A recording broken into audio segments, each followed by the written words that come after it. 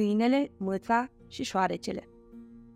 Câinele a fost om, a fost bărbat, capul casei, mâța a fost gospodină, nevasta omului și stăpână între cei 4 păreți.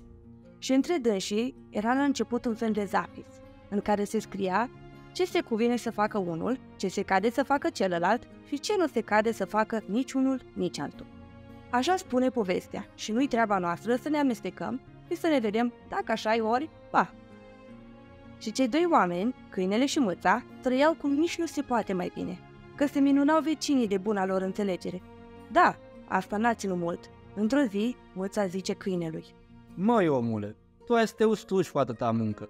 Nu vezi că ai ajuns ca o scoabă? Hai și tocmai este și tu un argat.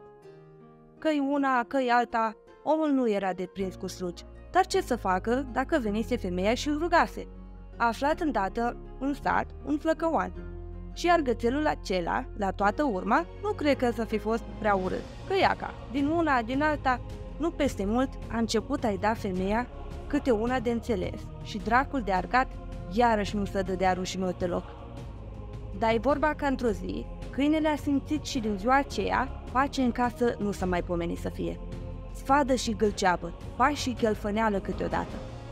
Povestea spune pe urmă că Dumnezeu, văzând neunirea din gospodăria aceea, s-a apucat și a făcut pe gospodar câine, pe gospodina prefăcut-o în mâță, iar pe argat în șoarece. Și așa e și azi. Nu-i vedeți?